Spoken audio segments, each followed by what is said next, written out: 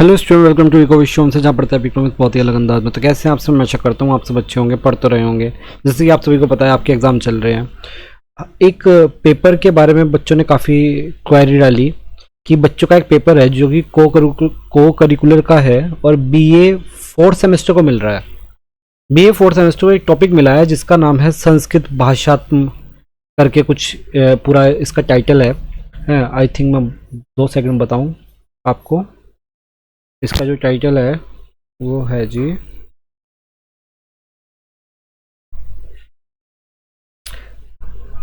संस्कृत भाषा एवं संभाषणम, ये है टॉपिक। तो क्या टॉपिक है? संस्कृत भाषा एवं संभाषणम, ये टॉपिक है। काफ़ी बच्चों ने कहा कि सर समझ में नहीं आ रहा क्या आ सकता है क्या नहीं आएगा, और फिर मुझे भी मैंने देखा कि ये तो पहली बार दिया गया है शायद, क्योंकि इसके बारे में मुझे कुछ डिटेल्स भी नहीं मिली। तो फिर मैंने कुछ चीज़ें ढूंढी इसमें और इसके सिलेबस को देखा। सबसे पहले तो ये एमएसयू की साइट पर जो सिलेबस पड़ा हुआ है आपका, वो ये सिलेबस है। इसमें 3 यूनिट्स दी गई है। एक है संस्कृत भाषा से रिलेटेड यूनिट है जिसके अंदर कुछ टॉपिक्स दिए गए हैं, जिसके अंदर विज्ञान की पुस्तकों के बारे में, गणित की पुस्तकों के बारे में, और खगोल विज्ञान है, और बहुत सारी चीज़ें हैं। ठीक है, टेक्नोलॉजी से जुड़ी हुई चीज़ें। दूसरा है सरल व्याकरण, ये संस्कृत व्याकरण से जुड़ा हुआ है, जिसके अंदर बहुत सारी चीज़ें आ गई है, संज्ञा शब्द और बहुत सारे चीज़ें हैं, सरनाम वगैरह वगैरह। ठीक है, और जो आखिरी यूनिट है उसका नाम है शब्द भंडार एवं संभाषणम। ठीक है, जिस पे नाम बना हुआ है। इसके अंदर भी काफ़ी सारी चीज़ें हैं, जैसे फलों को, सब्जियों को, पशु को, पक्षियों को क्या कहते हैं संस्कृत में। तो इस तरह की कुछ चीज़ें पूछी गई है यहाँ पर। तो मतलब इसमें बेसिकली जो सिलेबस दिया गया है उससे मैंने कुछ क्वेश्चन बनाए हैं जो कि आप लोगों को थोड़े बहुत समझ में आ जाएंगे बहुत आराम से, और आप एक तरह से प्रैक्टिस कर सकते हो, क्योंकि इसके बारे में कुछ मिला तो है नहीं। तो ये आपके लिए प्रैक्टिस हो जाएगी और आप बड़े आराम से इसमें समझ लेंगे। तो देखते हैं हम, मैंने कुछ क्वेश्चन जो बनाए आपको उसको आप देखते हैं। देखिए,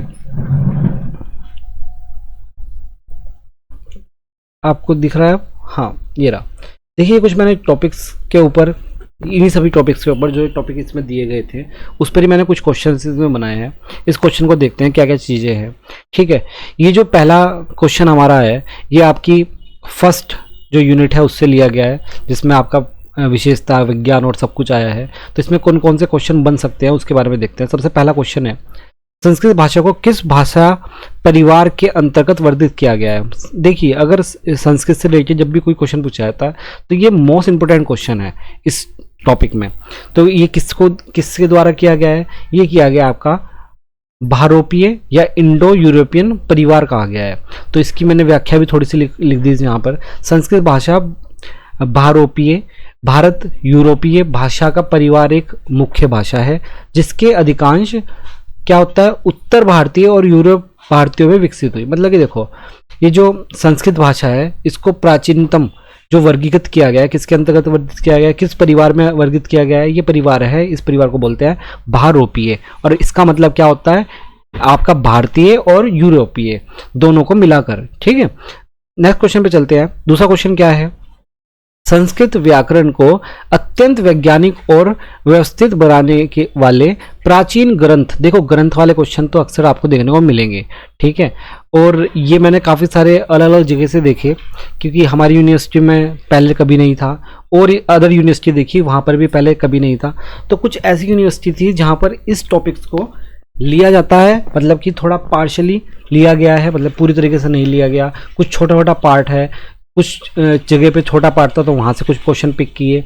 अगर हम यूनिवर्सिटीज़ में नहीं था तो अलग अलग कंपटीशन आते हैं जो कि संस्कृत से रिलेटेड क्वेश्चन होते हैं, तो मैंने वहाँ से सारे क्वेश्चन ही उठाए हैं। तो है ये सारे क्वेश्चन ऐसे जो कि हर जगह पर आए हैं। ऐसे क्वेश्चन जैसे ये वाला क्वेश्चन है, और एक नीचे एक और क्वेश्चन है मैं आपको बताऊंगा, वो यूपीएससी तक में आया है। ठीक है, तो ये क्वेश्चन वो क्वेश्चन है जो मोस्ट इंपोर्टेंट होते हैं। ठीक है, तो इसको जरूर देख के जाना क्योंकि ये आपके लिए बहुत इंपोर्टेंट हो जाएंगे। ठीक है, संस्कृत व्याकरण को अत्यंत वैज्ञानिक और व्यवस्थित बनाने का प्राचीन ग्रंथ कौन सा है? तो ये कौन सा प्राचीन ग्रंथ है? ये आपका महर्षि पाणिनि ने 4वीं शताब्दी में एक अष्टाध्यायी की रचना की थी। तो ये जो अष्टाध्यायी है ये आचार्य पाणिनि ने दिया था, जिसे भाषा विज्ञान का सबसे महान और वैज्ञानिक ग्रंथ माना जाता है। तो ये क्वेश्चन बहुत अच्छा है और ये क्वेश्चन जो बीएड की परीक्षाएं होती है ना, बीएड के एंट्रेंस में, ये क्वेश्चन वहां पर पूछा गया है। ठीक है, तो चलिए आगे चलते हैं। नेक्स्ट क्वेश्चन देखिए, आप सभी को पता है कि शून्य की खोज किसने करी, आर्यभट्ट ने, लेकिन क्वेश्चन को देखिए किस तरह से पूछा गया है। संस्कृत वाक्य में अनुसार शून्य, मतलब कि संस्कृत के अनुसार शून्य एक दशमलव स्थान मान पद्धति का सर्वप्रथम प्रतिपादित किस भारतीय गणितज्ञ के द्वारा अपने ग्रंथ में किया गया। तो देखिए ये दो तरीके से, जो इसका आपकी हुआ ना क्या कहते हैं व्याख्या, उसमें अभी पता चलेगा। तो आंसर क्या है, आंसर है आर्यभट्ट। ठीक है, आर्यभट्ट। अब देखिए क्या है, महान गणितज्ञ और खगोलिक शास्त्र आर्यभट्ट ने अपने ग्रंथ, कौन सा ग्रंथ था ये भी पूछा जा सकता है। ठीक है, गणित अध्याय से रिलेटेड था तो आर्यभट्टीय था, और इसके अंदर शून्य और स्थान मान पद्धति के बारे में इसको उल्लेख किया था इसमें। ठीक है, तो ये चीज हो जाएगी, और ये आपका इंग्लिश में नहीं आएगा क्योंकि संस्कृत वाला सिर्फ हिंदी या संस्कृत में आएगा। मुझे नहीं लगता, मुझे चांसेस बहुत कम लगती है कि संस्कृत वाला पेपर आपको इंग्लिश ट्रांसलेशन में भी मिलेगा। ठीक है, तो मुझे तो चांसेस बहुत कम लग रहे हैं, हो सकता है किसी ने कर दी हो, पर लेकिन मुझे नहीं लगता ऐसा हो सकता है। नेक्स्ट क्वेश्चन देखिए, कितना अच्छा क्वेश्चन है और मोस्ट इंपोर्टेंट क्वेश्चन है। सूर्य सिद्धांत नामक प्रसिद्ध प्राचीन खगोलीय विज्ञान ग्रंथ के प्रमुख प्रतिपादक कौन थे।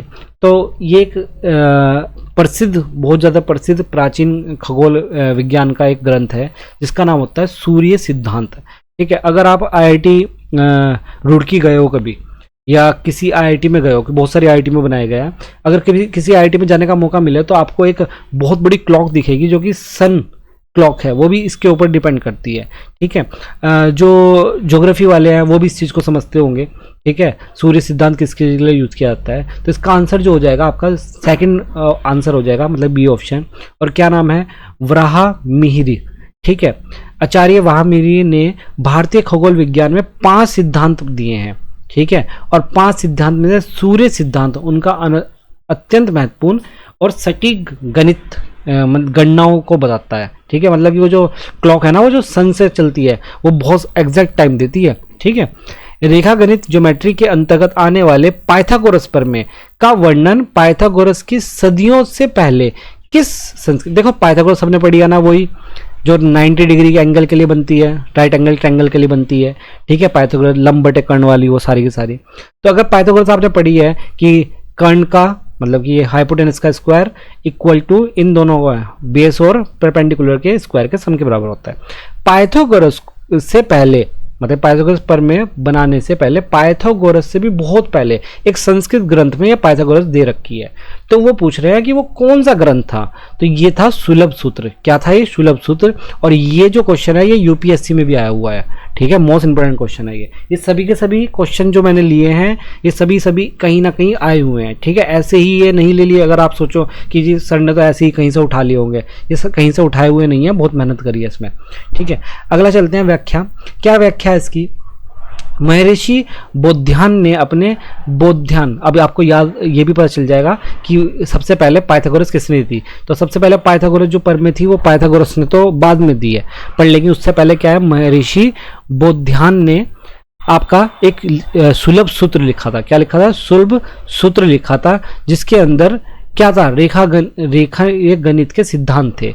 और रेखीय गणित के सिद्धांत में जो प्रतिपादित किया गया था उसको आज हम पाइथागोरस से जानते हैं, क्योंकि पाइथागोरस ने उसे दिया था। उसके बाद देखिए पृथ्वी गोल है, मोस्ट इंपोर्टेंट है ये, यूपीएससी और पीसीएस और ऐसे एग्जाम में आए हैं क्वेश्चन ये। ठीक है, ये जो पुलिस के एग्जाम होते हैं उसमें भी ये क्वेश्चन पूछा गया है।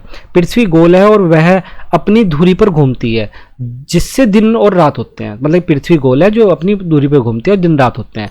यह प्रतिपादित करने वाला प्रथम भारतीय खगोलीय कौन था, पहला भारतीय खगोलीय कौन था, तो आपके आर्यभट्ट थे। कौन थे, आर्यभट्ट।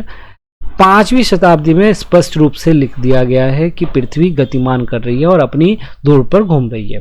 ठीक है, तो ये 5वीं शताब्दी में बता दिया था हम लोगों ने।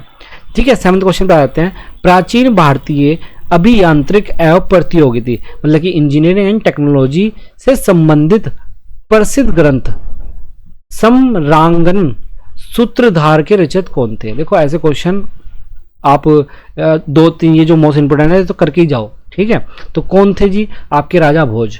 राजा भोज कहाँ के राजा थे, भोपाल के राजा थे, ठीक है, आपको याद रखना है।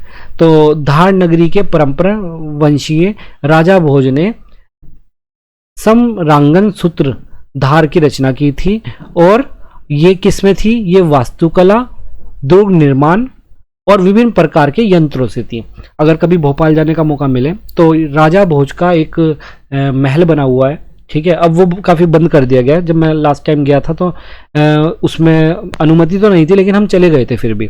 तो आपको वहाँ जाके पता चलेगा कि किस तरीके से उन्होंने इस वास्तुशास्त्र, वास्तुकला और दुर्ग निर्माण की, मतलब कि दुर्ग क्या होता है, किला, ठीक है, किले का निर्माण करने के लिए उन्होंने किस तरीके से रचनाएं की है। मतलब कि वो इस टाइप का किला है, अगर कभी जाने का मौका मिले तो उसमें इस तरीके से दिया गया है कि आप जहाँ से चलना स्टार्ट करोगे ना, घूम फिर के आप वहीं आ जाओगे एंड में, और आपको पता भी नहीं चलेगा कि हाँ मैं गोल घूमा हूँ।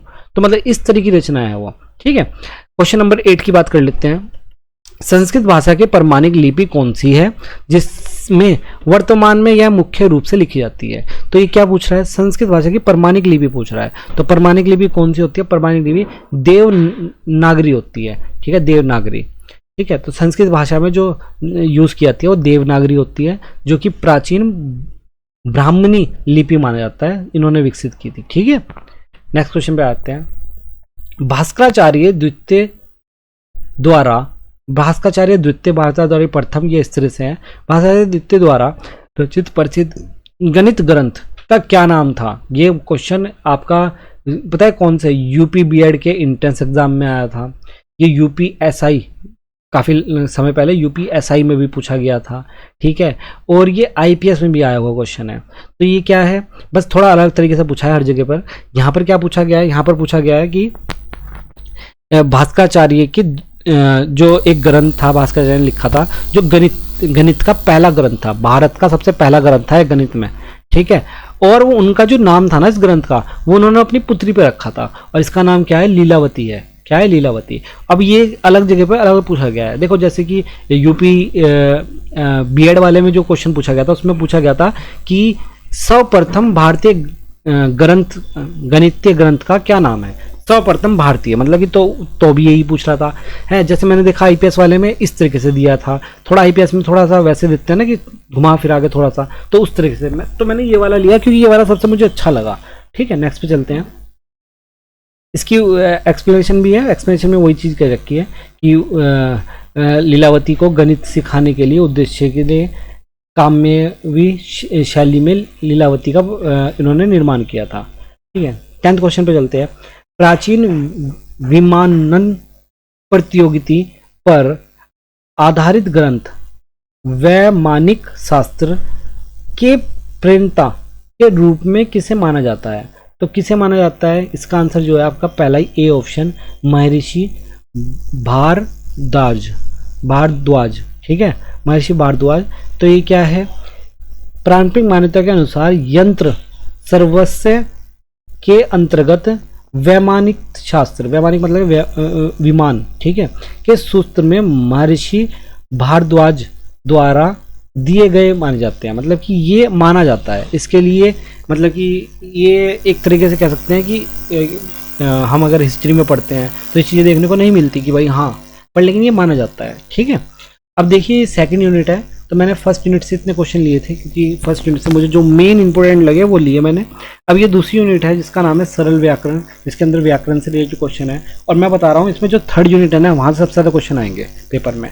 क्यों, अभी मैं दिखाऊंगा आपको क्यों आएंगे वहाँ से। चलिए सबसे पहले तो ये देख लेते हैं, ये क्या है कि सरल व्याकरण, व्याकरण में देखिए क्वेश्चन 11 कि संस्कृत व्याकरण के आधारभूत ईश्वर सूत्र मतलब कि शिव सूत्र की कुल कितनी संख्याएं थी। तो इसकी जो संख्याएं थी वो आपकी 14 सूत्र थे। और मैं बता देता हूँ कि भगवान शिव के डमरू वादन से 14 सूत्रों की उत्पत्ति हुई थी, जिसमें माहेश्वर सूत्रानी कहा जाता है, मतलब जिसे क्या कहा जाता है, माहेश्वर सूत्रानी कहा जाता है। इन्हें ही प्रत्याहार बनते हैं, इनसे ही क्या बनते हैं, प्रत्याहार बनते हैं। तो डमरू की वादन से 14 सूत्र निकले थे, ठीक है। तो ये आपका क्वेश्चन था। 12th क्वेश्चन पे देखते हैं। संस्कृत वर्णचरण विधान के अनुसार ए कु मतलब कै वर्ग है और विसर्ग का उच्चारण स्थान क्या है? तो इसमें जो उच्चारण स्थान है, आप देखो सूत्र मैंने यहीं लिख दिया, तो ये इस सूत्र में दिया गया है। ये सूत्र होते हैं अलग अलग अलग, बहुत सारे तरह के सूत्र हैं। तो इस सूत्र का नाम क्या है? अकुल विसर्जने नियाना, ठीक है, ये कंठ है। ये अलग अलग तरह के सूत्र हैं, देखो है। इसके बारे में मुझे ज़्यादा डिटेल पता भी नहीं है किस तरह के सूत्र होते हैं, ठीक है। तो ये सूत्र है, देखो सही मायने में। मैं तो बस ये है कि बच्चों को कुछ मिल जाए, तो यही, क्योंकि देखो हम ढूंढ सकते हैं, तो बच्चों को मिल जाए, थोड़ा सा एक्सप्लेनेशन कर रहा हूँ। अब इसके बारे में देखो मुझे भी कुछ डायरेक्टली नहीं पता, ठीक है, पर लेकिन इतना पता है कि ये सूत्र होते हैं, बहुत सारे सूत्र होते हैं। और ये हर स्वर के लिए, मतलब कि जब हम कुछ चीज़ उच्चारण करते हैं किसी भी चीज़ का, तो उच्चारण में ये सूत्र आते हैं। तो ये कौन सा सूत्र है? ये वाला आपका सूत्र है, आपका कंठन। कौन सा? कंठन सूत्र है। क्यों? अब मैं देखता हूँ, मैंने कुछ चीज़ें पढ़ी इसके बारे में और मुझे समझ में आया क्या, कि जब भी हम क्या वर्ड यूज़ करते हैं, क्या के साथ ए यूज़ करते हैं, है यूज़ करते हैं, तो ये क्या बनता है? कंठ का आवाज़ देता है। किसका आवाज़ देता है? कंठ का। तो ये इसलिए इस वाले उसमें आ जाता है, इसलिए हम किसे कंठ बोलते हैं, ठीक है। तो इसमें के अनुसार ए आ कै वर्ग कै खे गे गैड है और है तथा विसर्ग का उच्चारण स्थान कंठ है। तो ये है जी, ठीक है। अब देखो मेरी हिंदी इतनी अच्छी नहीं है, पर लेकिन फिर भी ये है कि भाई कुछ चीज़ें पता है तो बता रहा हूँ आपको। 13 क्वेश्चन की बात कर लेते हैं। ई चू च वर्ग या और श वर्गों का उच्चारण स्थान क्या है? ये आपका सूत्र है इच्चू यन शाना, ठीक है। तो इसमें है आपका क्या, कौन सा क्वेश्चन आंसर हो जाएगा? तालु, ठीक है। कौन सा है? तालु। तो ये तालु है। इनके अनुसार क्या होता है? ई च वर्ग या और श का उच्चार तालु प्लेट में होता है, ठीक है। देखो ये क्वेश्चन मैं बाद में करा देता हूँ आपको, सबसे पहले मैं वो क्वेश्चन कराता हूँ जो मोस्ट इंपोर्टेंट है, जो मुझे लगता है सबसे ज़्यादा टीचर देगा, ठीक है, थर्ड पार्ट वाले, क्योंकि वो इंटरेस्टिंग भी है। ये देखो इसके बारे में मुझे भी थोड़ा कम पता है, मैं आपको इसे भेज दूंगा और थोड़ा सा एक्सप्लेन भी कर दूंगा, आप लोग देख लेना। पर लेकिन ये जो मेन चीज़ है ना, जो इस पेपर में सबसे ज़्यादा मुझे लग रहा है कि आने वाली है, वो चीज़ बता देते हैं। देखो जैसे कि ये वाला, ये आपको इंटरेस्टिंग भी लगेगा। 36 क्वेश्चन पे आ गए हैं, ठीक है। व्यावहारिक संस्कृत के अनुसार आलूकम शब्द किस सब्जी के लिए दिया गया है? मतलब कि देखो एक शब्द है, क्या है? आलू कम। ये किस सब्जी के लिए दिया गया है? आपको समझ में ही आ गया होगा, नाम से समझ में आ गया, आलू आ गया, तो ये आलू का ही नाम है, ठीक है। तो आलू को संस्कृत में क्या कहते हैं? आलू कमन, ठीक है। और टमाटर को क्या बोलते हैं? टमाटर को बोलते हैं रक्त फलनम। क्या बोलते हैं? रक्त फलनम। ये चीज़ें पूछी जा सकती है, ये है सबसे ज़्यादा इंपॉर्टेंट चीज़ पूछने वाली, ठीक है। तो ये क्या है, और ये आपको पता भी हो जाएगी और आप बता भी दोगे, क्योंकि इसमें देखो ये जो है ना, ये कौन सा उच्चारण है, कौन सा कंठ है, कौन सा सूत्र है, ये तो देखो सही मायने में इसमें नंबर लाने बहुत मुश्किल है, क्योंकि पढ़ना पड़ता है, ठीक है। हमें भी नहीं पता, मैंने 2-3 चीज़ें पढ़ी तो आपको बता दूंगा, लेकिन मुझे भी नहीं पता। लेकिन ये चीज़ें सिंपल सी है, ये आप बता दोगे। जैसे इसमें देखो आलू का, टमाटर का नाम ऐसा क्यों है? क्योंकि रक्त फलम क्यों है? क्योंकि टमाटर लाल होता है, ठीक है। इस चीज़ें, कुछ इन चीज़ों से भी आप जान सकते हो। अगला पे आ जाता है क्वेश्चन, फलों के नाम के अंतर्गत संस्कृत शब्द कदमली फलम का सामान्य रूप कदमली फलम का हिंदी का अर्थ क्या है? देखो एक शब्द है जिसका नाम है कदमली फलन, और ये किसके लिए होता है? ये बेटा यूज किया जाता है केले के लिए। किसके लिए? केले के लिए। केले को संस्कृत में क्या बोलते हैं? कदमली फलम, ठीक है। और एक चीज है आम। आम को क्या बोला जाता है? आम में। क्या है? आम्र में, ठीक है। और अंगूर को क्या बोला जाता है? अंगूर को बोला जाता है आपका दक्षा फलम। क्या बोला जाता है? दक्षा फलम, ठीक है। तो ये है आपका। नेक्स्ट चलते हैं।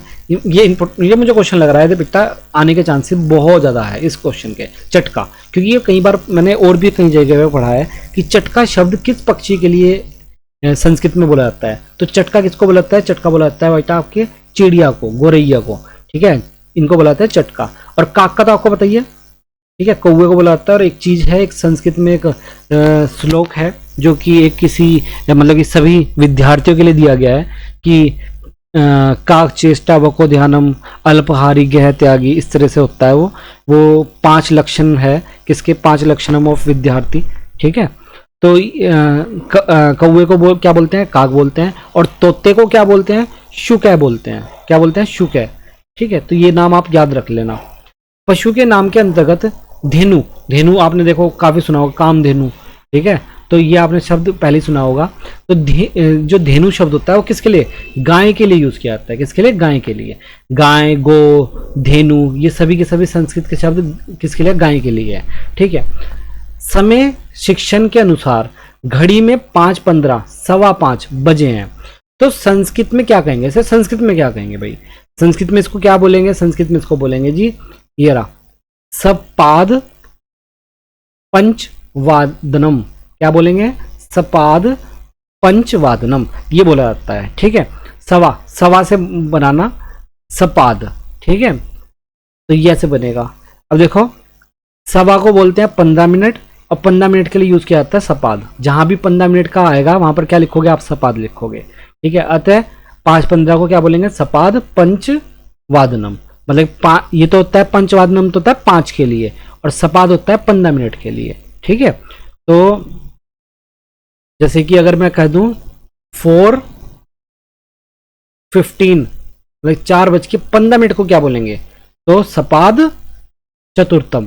ठीक है। तो ऐसे बोला जाएगा। ठीक है। 41 क्वेश्चन पे आते हैं। संस्कृत समय लेखन में साध्य त्रिवादनम के हिंदी, और देखो संस्कृत बहुत मुश्किल होती है बोलनी। ठीक है। मतलब कि इसमें सारे के सारे जो जीभ सारी है ना, वो सारी इधर से उधर हो जाती है। तो किस चीज़ के लिए यूज़ किया जाता है, सार्ध यूज़ किया जाता है किस चीज़ के लिए, जब 30 मिनट होते हैं। 30 मिनट के लिए सार्ध यूज़ किया जाता है। तो देखो 30 मिनट कहाँ है, सिर्फ एक में ही है, तो आपका बी ऑप्शन ठीक हो जाएगा। बस सीधी सी बात करना। 15 मिनट के लिए क्या यूज़ किया जाएगा, सपाद। 30 मिनट के लिए क्या यूज़ किया है, सार्ध। ठीक है। और भी आएंगे तो बताते जाएंगे आपको। तो सार्ध त्रिवादन, और त्रिवादन का मतलब होता है 3। ठीक है। तो 3:30 हो जाएगा। घड़ी में अगर 9:45 हुए हैं तो 9:45 9:45 तो 9:45 को भी एक नाम दिया गया है, जिसे बोलते हैं पादोन। क्या बोलते हैं, पादोन। अगर पादोन आपको दिख जाए तो इसका मतलब है 45। देखो 15 का पता चल गया, 15 का क्या होता है सपाद, 30 का क्या होता है सार्ध, और 45 का क्या होता है पादोन। क्या, पादोन। ये याद रखना, और बस आगे जो होगा वो तो आप लिख दोगे। ठीक है। और देखो इसे 2 चीजें बोल सकते हैं, इसे पादोन दशवादनम भी बोल सकते हैं, पादोन नववादनम या पादोन दशवादनम। दशवादनम मतलब 10 से 15 मिनट कम है, इसलिए भी बोला जा सकता है। ठीक है। संबंधवाचक शब्द में अंतर्गत मातुल, कौन सा, मातुल है शब्द का क्या तात्पर्य है, मातुल है। मातुल है क्या होता है, मातुल है माता से जुड़ा हुआ है। किससे जुड़ा हुआ है, माता से। अब देखो यहाँ पर माता से 2 चीज जुड़ी है। देखो चाचा माता से नहीं जुड़ा, ठीक है, दादा माता से नहीं जुड़ा, माता से 2 चीज जुड़ी गई है, मौसी और मौसा। अब देखो मामा और मौसा। अब ये मातुल्य है, माँ के तुल्य। इसका मतलब क्या होता है, माँ के तुल्य। और माँ के तुल्य मौसा थोड़ा ना होगा, मौसा तो माँ से डायरेक्ट नहीं जुड़ा हुआ, दूर ही जुड़ा हुआ है। तो माँ से डायरेक्ट कौन जुड़ा हुआ है, उसका भाई, माँ का भाई। और माँ का भाई क्या कहलाता है, मामा। तो आंसर क्या हो जाएगा आपका बी ऑप्शन। अब देखो ये चीजें ऐसे ऐसे समझी जाती है, ठीक है। अब देखो मैं इस चीज का टीचर नहीं हूं, लेकिन फिर भी आप लोगों को बता रहा हूं कि किस तरीके से बनती है चीजें, ठीक है। तो माता को, मामा को मातुल्य कहा जाता है। क्या कहा जाता है, मातुल्य। आधुनिक अंग्रेजी शब्द कंप्यूटर के लिए संस्कृत का कौन सा तकनीकी, मोस्ट इंपोर्टेंट क्वेश्चन है बेटा। ये मान के चलो कि इस तरह क्वेश्चन तो आने के चांसेस सबसे ज्यादा रहते हैं। क्या पूछ रहा है आधुनिक अंग्रेजी शब्द कंप्यूटर का संस्कृत शब्द, तो क्या है आपका बी ऑप्शन जो आपका है संगन कर्म, ठीक है, संगन कर्म। ये किसके लिए यूज किया जाता है, कंप्यूटर के लिए यूज किया जाता है। कंप्यूटर की गणना किसी करने की तीव्र क्षमता के कारण संस्कृत को संगन कर्म दिया गया है। किसके लिए, तीव्र क्षमता मतलब तेजी से काम करता है, ठीक है। अंग्रेजी शब्द टेलीफोन, ये क्वेश्चन तो इतने इंटरेस्टिंग है, मतलब ये पता चलता है कि हाँ जो चीज हम डेली यूज करते हैं कि संस्कृत में उन चीजों को क्या कहा जाता है। देखो टेलीफोन को संस्कृत में देखते हैं क्या कहा जाता है। टेलीफोन का संस्कृत में बोला जाता है दूरभाषण, दूरभाष है। क्या बोला जाता है, दूरभाष है। ये तो सुना होगा आपने काफी, क्योंकि आजकल आप रील्स वगैरह देखते हो तो रील्स वगैरह में ये सारी चीजें दिख जाती है कहीं ना कहीं, कभी ना कभी। नेक्स्ट क्वेश्चन पे चल देते हैं। विभक्ति प्रयोग नियम के अनुसार परितः चारों ओर, देखो परितः एक वर्ड होता है जिसको इसका मतलब होता है चारों ओर। हम कहते हैं ना इस चीज के परितः या इस चीज के चारों ओर, इस तरीके से कह रहा है। शब्द का योग में कौन सी विभक्ति का प्रयोग किया जाता है, मतलब कि इस शब्द में योग के विभक्ति तो किसके लिए किया जाता है, द्वितीय के लिए किया जाता है। किसके लिए किया जाता है, द्वितीय। इसका समझ लेते हैं। उपपद विभक्ति के नियम अभितय परितय सम्या निष्कासन निकषा हा पूरा ही पूरा संस्कृत में लिख दिया। अरे भैया योग में हमेशा द्वितीय विभक्ति आती है, ग्राम प्रत्यय वर्ष। देखो इसको अच्छे समझ लो। इन शब्दों में योग, जब भी योग आए मतलब कि ऐड हो जाए, दोनों के दोनों ऐड हो जाए, तो ऐसी कंडीशन में द्वितीय विभक्ति आती है। कितनी आती है, द्वितीय। बस ये बात याद रखना, ठीक है। और तो मेरे भी पल्ले नहीं पड़ रहा सही मायने में। तो देखो सह साथ शब्द का योग, मतलब कि जो सह शब्द होता है उसका योग पूछ रहा है। प्रधान अप्रधाकर्ता शब्द में कौन सा विभक्ति उपयुक्त होती है, तो ये एक सूत्र है इसका। और इसमें कौन सा होता है, इसमें आपका बेटा तृतीय आता है। किसमें आता है, तृतीय। तृतीय में क्या होता है, तृतीय में समझ लेते हैं। जैसे उसमें तो योग आता है, इसमें समग्र आता है, मतलब सबके साथ में। अगर बात आए किसकी, बात आए सिर्फ योग की, कि दो चीजों के योग से बना हो, तो आपका द्वितीय। और अगर बात आए समग्र, मतलब कि साकम्य, मतलब कि कई सारी चीजों के साथ की, ठीक है, कई सारी चीजें जब वहां पर जुड़े योग होगा, लेकिन बहुत सारी चीजों का योग होगा, तो ऐसे में तृतीय आएगा, ठीक है। संस्कृत संभाषण एवं शिष्टाचार के अंतर्गत किसी का आभार व्यक्त करने के लिए क्या शब्द प्रयोग किया जाता है। अगर मुझे आभार व्यक्त करना हो किसी का तो क्या यूज करेंगे, धन्यवाद, ठीक है। क्या यूज करेंगे, धन्यवाद। देखो धन्यवाद तो हम यूज करते हैं, घर में भी यूज करते हैं। इस धन्यवाद का एक और वर्ड है जो ज्यादा इंपॉर्टेंट है, क्योंकि धन्यवाद तो आप एकदम समझ जाओगे। इसे बोलते हैं कर्तज्ञता। क्या बोलते हैं, कर्तज्ञता, ठीक है। ये वर्ड यूज किया जाता है किसके लिए, आभार के लिए। कर्तज्ञता या आभार करने के लिए शिष्टाचार के रूप में धन्यवाद या कर्तज्ञातम, मतलब कि इसको ही ज्ञाता को कर्तज्ञातम भी बोला जाता है, ठीक है। तो ये बोलते हैं। यदि संस्कृत संभाषण के किसी अपरिचित पुरुष को अपना नाम पूछना हो तो कौन सा वाक्य यूज करना हो, मतलब कि इसका नाम पूछना है, हम वाक्य पढ़ रहे हैं, ठीक है। तो क्या यूज करेंगे, आपका सेकंड ऑप्शन यूज करेंगे, भवतः नाम किम, मतलब कि हम ऐसे कह रहे हैं कि भ्रात्य आपका नाम क्या है, ठीक है। और जब स्त्री के लिए कहेंगे तो भवत्या नाम किम, तो ये तो भ्रात्य के लिए था, तो ये आपका भवत्या आपको बहन के रूप में कहा जाएगा। समझ में आ रहे हो। नेक्स्ट चलते हैं। संस्कृत शिष्टाचार में भले होने वाले क्षमा याचना के लिए कौन सा शब्द यूज किया जाता है। देखो अगर मुझे क्षमा मांगनी है किसी से तो मैं संस्कृत में क्या कहूंगा, तो मैं संस्कृत में कहूंगा क्षम यात्मा, यात्मा, क्या बोलूंगा, क्षम यात्मा है, ठीक है। तो ये आपका यूज किया जाएगा। गलती के लिए किसी क्षमा मांगनी हो, कुछ भी हो, तो उसके लिए मैं क्या वर्ड यूज करूंगा, क्षमे तामे, क्षमे तामे, क्या यूज करूंगा, क्षमे तामे, ठीक। तो ये कुछ क्वेश्चन थे, ये काफ़ी इंटरेस्टिंग थे, क्योंकि ये चीज़ें मुझे भी अच्छी लगी। जब मैंने पढ़ा तो मुझे भी बड़ा इंटरेस्ट आया इस चीज़ को पढ़ते हुए, और बड़ा ही अच्छा लग रहा था कि हाँ कुछ वर्ड्स ऐसे भी होते हैं जो हम यूज़ कर सकते हैं, कहीं ना कहीं तो कर ही सकते हैं। अब देखो ये जो आपके हैं ये वो है, क्या बोलते हैं, संधि विच्छेद। तो संधि विच्छेद एक बार देख लेना, बड़े सिंपल संधि विच्छेद होते हैं, ठीक है। ये मैं आपको भेज दूंगा अभी, तो आप बड़े आराम से देख लेना। जैसे क्रय और तव्यतय, इन दोनों को जोड़ के क्या बनेगा, तो इन दोनों को जोड़ के बनेगा कर्तव्यतम, ठीक है, कर्तव्यम, ठीक है। तो इस तरह से बनेगा। तो ये इसमें कुछ चीज़ें बताई गई है, इसकी डिटेल्स भी बताई गई है कि कहाँ पर क्या जुड़ता है। तो आप जो ये होते हैं ना संधि विच्छेद के लिए तो कोई भी एक यूट्यूब पे या आप गूगल पे डालना, तो आपको बहुत सारे जो उसके नियम होते हैं ना वो देखने को मिल जाएंगे, वहाँ से आप ये सारी चीज़ें समझ जाओगे, ठीक है। तो क्या क्या चीज़ें आएगी मैं वो और बताता हूँ।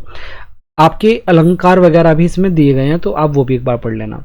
एक शब्द के अनेक शब्द या फिर जो मैंने अभी कराए वो आ सकते हैं, तो वो भी एक बार देख लेना, ठीक है। मैंने आपको वो भी दिखा दिया, सिलेबस में क्या क्या दिया गया है उसके अकॉर्डिंग भी देख लेना, ठीक है। धातु के बहुत सारे अलग अलग नाम तो उसमें भी दिए गए हैं, ये भी दिए गए हैं। ये वो फिर से वही आ गया आपका संधि विच्छेद। ठीक है, संधि विच्छेद के भी काफी क्वेश्चन मैंने देखे कि इस तरह के क्वेश्चन आ सकते हैं, क्योंकि उसमें दिए गए हैं और ये बनते भी हैं। ठीक है, जैसे धातु होते हैं इस तरह ना, संस्कृत में धातु और अलग अलग चीजें कही जाती है, तो वो भी एक बार पढ़ लेना, क्योंकि वो चीजें इंपॉर्टेंट होती है। ठीक है, और क्या क्या चीजें थी बहुवचन के रूप में, देखो पुरुष अलग तरह की चीजें अलग तरह से पूछी जाएगी। जैसे कि क्या पूछ रहा है, धातु का लट लकार। लट लकार आपने बचपन में पढ़े होंगे, 9th-10th में आपने चीजें पढ़ी है।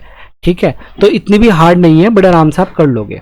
तो वही प्रथम पुरुष, एक वचन, द्विवचन, बहुवचन में क्या कहेंगे किसी को, तो वो क्वेश्चन आप एक बार अच्छे से देख के जाना। ये सारे क्वेश्चन वही है, मैं ये पीडीएफ पूरी पूरी आपको भेज दूंगा, आप आराम से वहां से पढ़ लेना। व्याख्यान धातु क्या होते हैं, लट लकार, भूतकाल, ठीक है, और वो होते थे क्या बोलते हैं उसको, एक चीज होती तो है पुल्लिंग, स्त्रीलिंग, ये सब कुछ देख लेना कि पुल्लिंग स्त्रीलिंग, क्योंकि आपको नॉर्मल तो याद होते हैं, लेकिन आपको कौन से याद नहीं होते, आपको संस्कृत वाले याद नहीं होते। जैसे ये है कि मैं, तो पुल्लिंग सर्वनाम शब्द का तृतीय विभक्ति पूछी गई है, तो ये आपको एक बार अच्छे से पढ़ लेना। ठीक है, पुल्लिंग, स्त्रीलिंग, सर्वनाम है और संज्ञा, इनसे जुड़े हुए क्वेश्चंस हैं, काफ़ी सारे इसमें क्वेश्चन इस टाइप के हैं। ठीक है, तो ये कुछ क्वेश्चंस हैं, मैंने ये सारे सारे आपको पीडीएफ भेज रहा हूँ। और जो चीज़ बताने की थी, जो चीज़ ऐसी है कि जो मैं समझा सकता हूँ, वो चीज़ मैं बताई। अब देखो इन चीज़ों के बारे में मुझे ज़्यादा जानकारी नहीं है, पढ़े थे मैंने भी मैं तो बहुत सारे समय पहले पढ़े थे, तो मुझे तो बहुत सारी चीज़ें भूल गया। जो जो मुझे याद था मैंने आपको बता दिया, जो चीज़ें मैंने पढ़ी हुई थी वो मैंने आपको बता दी। अब ये पीडीएफ मैं आपको भेज रहा हूँ, आप इसको अच्छे से पढ़ लो। ठीक है, और इस तरह की कुछ चीज़ें, जैसे एक क्वेश्चन है ना, इस टाइप के क्वेश्चन को सर्च कर लो, वो ज़्यादा बेहतर रहेगा। ठीक है, इन क्वेश्चनों को अच्छे से करो, इसमें एक्सप्लेनेशन भी दे रखी है, इनमें पढ़ो, इनसे लिखो, और अपना इस जैसे क्वेश्चन को सर्च कर लो कि भाई इस तरह क्वेश्चन, और भी गूगल पे कर लेना, क्योंकि मैंने यूट्यूब पे देख लिया, यूट्यूब पे मुझे कुछ नहीं मिला। ठीक है, एक दो यूट्यूब पे वीडियो वगैरह मैंने भी देखी थी, कि मैंने कहा चलो देखता हूँ, बच्चों ने किसी ने तो करा रखी होगी, तो ऐसा कुछ नहीं मिला। किसी ने लिख रखा है, काफ़ी एक दो मुझे वीडियो मिली जिन्होंने लिख रखा है नाम तो यही या इस तरह का नाम लिख रखा है, लेकिन अंदर वो कुछ और करा रहे हैं, सिलेबस से जुड़ी हुई चीज़ें नहीं है वो। ठीक है, तो ये चीज़ है, तो मैंने तो देखो सिलेबस के अकॉर्डिंग ही आपको ये सारी चीज़ बताई कि जो सिलेबस में मेंशन है। ठीक है, चलिए सभी से मैं कहूँगा कि भाई अच्छे से पढ़ना इसको भी, क्योंकि इसमें ये होता है आपका को करिकुलर का, पास होना बहुत ज़रूरी होता है। ठीक है, तो कम से कम पास हो जाना इसमें, क्योंकि इसके नंबर ये है कि भाई पास होना जरूरी है। इसमें फेल हो गए तो फिर आप सब में फेल माने जाओगे, फिर चाहे आपके कितने ही परसेंट के नंबर क्यों ना बन रहे हो। ठीक है, तो कोशिश करना इसमें अच्छे से पढ़ लो और पास हो जाओ आराम से आप। ठीक है, चलिए ऐसे ही पढ़ते रहिए और हमसे जुड़े रहिए। धन्यवाद।